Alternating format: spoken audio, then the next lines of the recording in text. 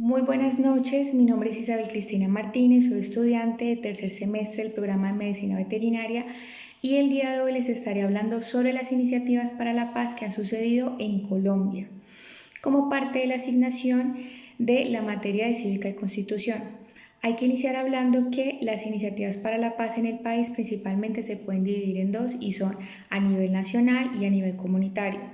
Las que son a nivel nacional, a su vez, también se pueden dividir en cuatro tipos. Primero, tenemos las iniciativas de educación para la paz y resolución de conflictos, que como su nombre indican, estas van encaminadas a procesos de tipo formativo y pedagógico. La segunda son las iniciativas estatales de diálogo y negociación, que son aquellas que se refieren a todas las políticas gubernamentales que están encaminadas a lograr acuerdos con los diferentes grupos armados y legales. Las terceras iniciativas son las recientes de movilización masiva por la paz y son aquellas que expresan el descontento general de la sociedad colombiana frente a este conflicto.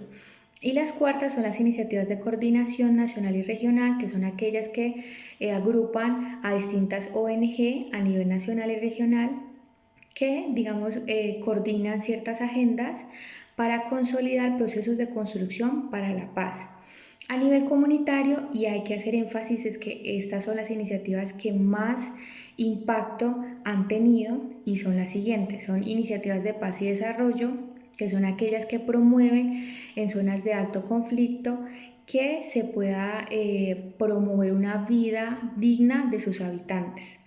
Las otras son las iniciativas a favor de la democracia y el desarrollo y son aquellas que pretenden incentivar la participación ciudadana en el ámbito de la democracia y de la política.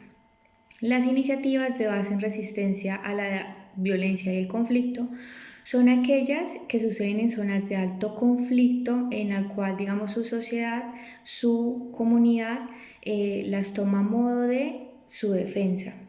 Y las últimas son las iniciativas de los movimientos sociales emancipatorios, que son aquellas que abarcan los movimientos colectivos cuya trayectoria ha logrado que se reconozca su dignidad y su autonomía desde una perspectiva integral. Ahora, propiamente hablando de la historia del conflicto en Colombia, hay que mencionar que se considera que inicia a mediados del siglo XX con una época que se denomina la violencia y fue un conflicto bélico y político bipartidista entre los dos principales partidos políticos del país, que son liberales y conservadores. Dentro de esta época de la violencia es muy importante mencionar el suceso del 9 de abril de 1948, conocido como el Bogotazo, en el cual se dio el asesinato del líder liberal Jorge Eliezer Gaitán.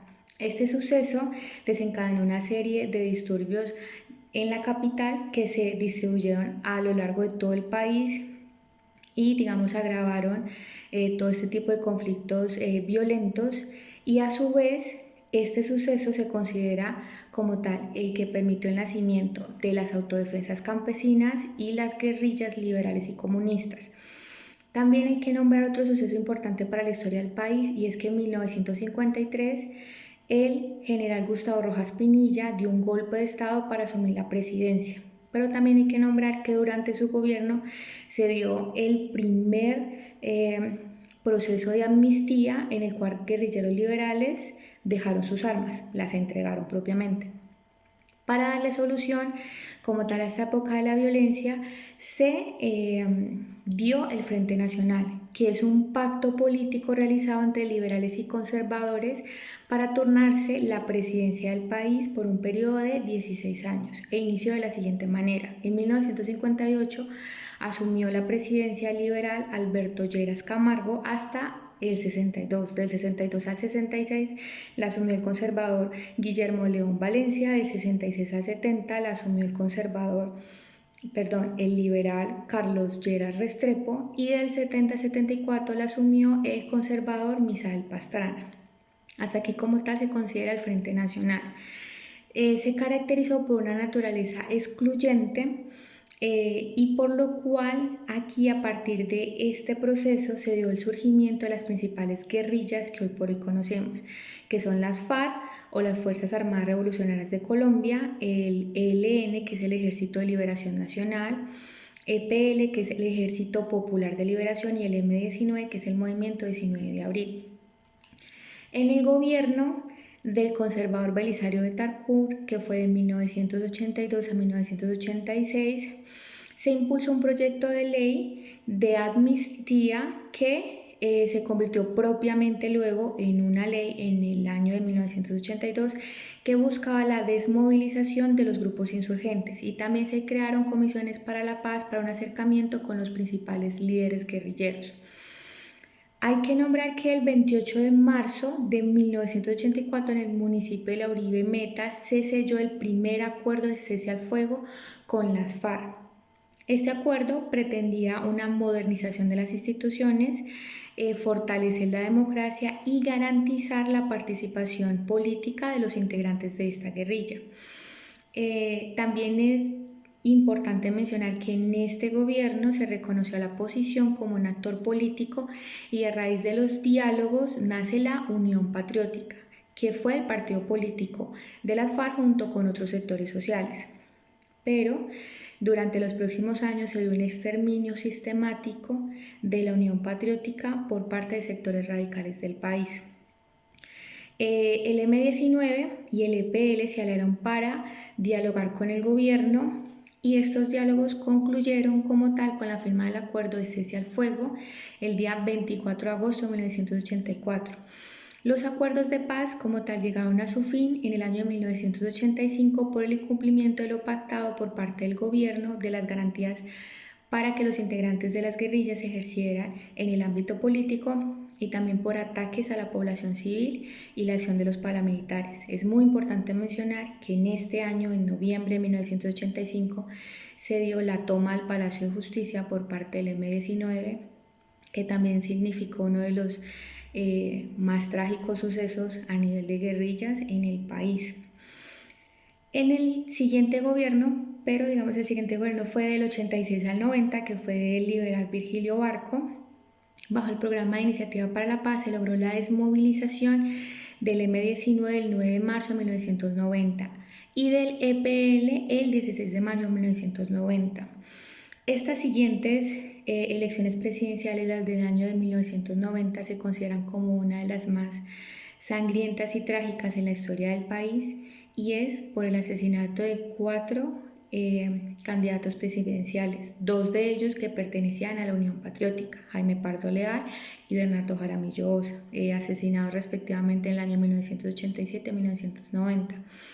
En el año 1989 fue Luis Carlos Galán, y en el año 1990 también fue Carlos Pizarro León Gómez como parte del M-19, representante del M-19. Entonces fueron unas elecciones muy complejas que al final, digamos, resultó como ganador el liberal César Gaviria, y es muy importante mencionar que durante su gobierno se dio la construcción de la Asamblea Nacional Constituyente, que derivó en la consolidación de la actual constitución política, que es la de 1991. Entre abril y junio de 1992, el gobierno estableció las negociaciones de paz con la coordinadora guerrillera conformada por las FARC, ELN y EPL. Sin embargo, el secuestro y posterior asesinato del exministro Durán dieron por finalizadas estas negociaciones. Pero también hay que mencionar que durante el gobierno Gaviria sí sucedieron una serie de acuerdos de paz, principalmente con el Partido Revolucionario de los Trabajadores, con ciertas fracciones de las FARC y del EPL, pero en general las FARC continuaron con su lucha armada. Para 1998 llegó el conservador Andrés Pastrana hasta el 2002 y llevó a cabo el último diálogo formal con las FARC mediante el proceso de paz del Caguán, el cual presentó serios fallos de organización y disposición por las partes interesadas. Y como tal, estos diálogos llegaban a su fin en el año 2002. Luego la presidencia de Álvaro Uribe Vélez, desde 2002 al 2006 y reelegido del 2006 al 2010, se caracterizó por un proyecto de seguridad democrática que logró una mayor autoridad estatal y una menor violencia en el territorio nacional.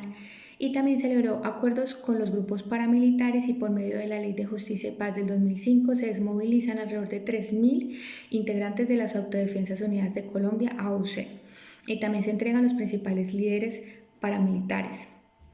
Ya para finalizar, en el gobierno de Juan Manuel Santos, que fue del 2010 al 2014 y el 2014 al 2018. Se inició el 4 de septiembre del 2012 los diálogos de paz con las FARC en La Habana, Cuba, que firmaron exitosamente con el acuerdo, con la firma oficial del acuerdo, el día 26 de septiembre del 2006. Entonces, como se ha visto en la historia, se espera que es por la activa participación y disposición de las partes interesadas es que verdaderamente se puede sostener estas iniciativas que derivan en grandes proyectos y procesos de paz. Muchísimas gracias.